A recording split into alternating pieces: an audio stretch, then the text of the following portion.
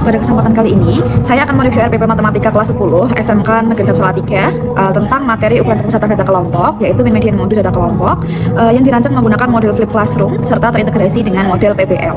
Nah, model PBL dan Flip Classroom ini dipilih berdasarkan kondisi kelas siswa, di mana siswanya masih pasif, kemudian kurang percaya diri, dan waktu pembelajaran banyak tersita untuk penyampaian materi. Nah, melalui Flip Classroom ini, siswa bisa belajar materi dasar sebelum masuk kelas, sedangkan PBL digunakan untuk siswa dapat mengembangkan kemampuan berpikir kritis, kolaborasi, dan pemecahan masalah melalui kasus-kasus kontekstual yang relevan dan dengan kehidupan nyata begitu.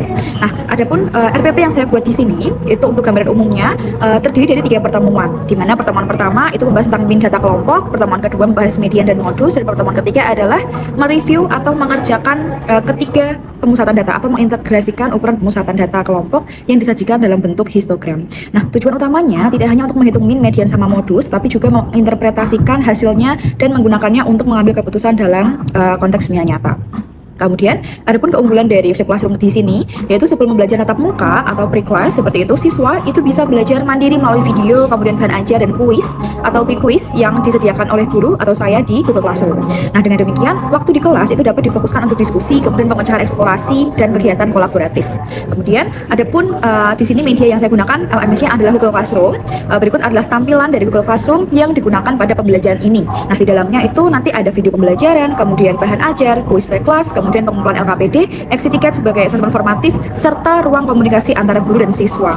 Nah, Google Classroom ini menjadi media utama untuk mendukung penerapan Flip Classroom, karena siswa itu harus belajar sebelum pembelajaran tatap muka. Oke, berikut tampilannya.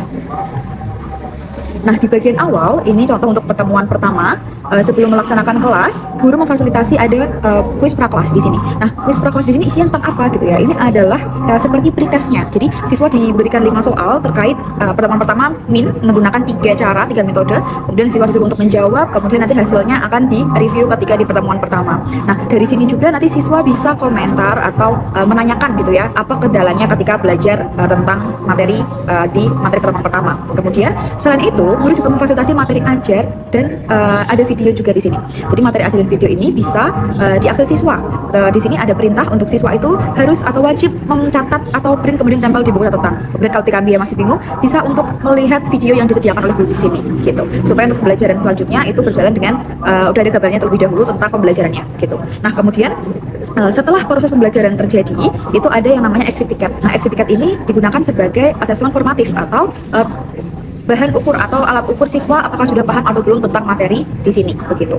Nah, sedangkan untuk kegiatannya di sini pelaksanaan PBL-nya itu pada saat tatap muka siswa bekerja dalam kelompok untuk menyelesaikan permasalahan kontekstual. Kemudian sintaks yang digunakan itu mengikuti sintaks PBL gitu. Ada orientasi masalah, kemudian mengorganisasi pada tugas, kemudian ada monitoring siswa, kemudian ada presentasi dan diskusi, dan yang terakhir ada evaluasi dan penarikan kesimpulan gitu.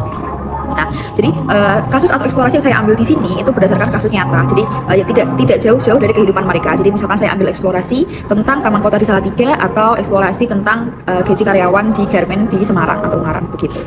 Nah, asesmen itu dilakukan secara berkelanjutan dari mulai pre-quiz, kemudian observasi, proses diskusi, LKPD, presentasi kelompok, bid assessment, refleksi hingga exit ticket sebagai asesmen formatif di akhir pembelajaran gitu.